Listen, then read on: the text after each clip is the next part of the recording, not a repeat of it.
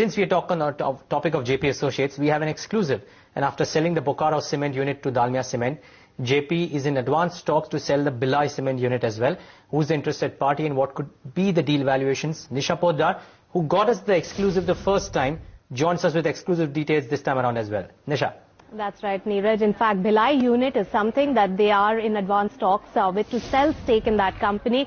And again, it's going to be the same party, Dalmia Cement, with which they did the last deal, which is of Bokaro Steel Cement unit.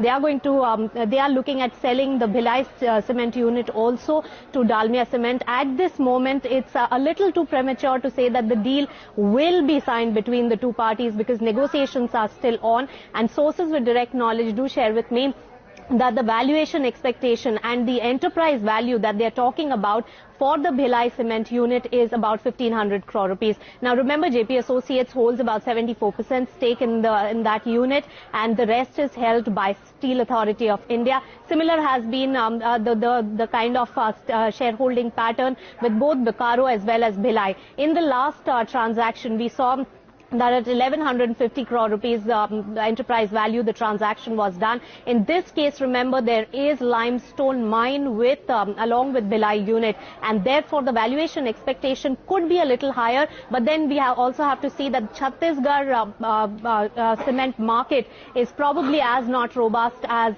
it could be for Bokaro. So all those negotiations are going on at this moment, but Dalmia Cement is looking very, very interested in buying out this particular unit. In fact, those due diligence talks and those negotiations are on at this moment.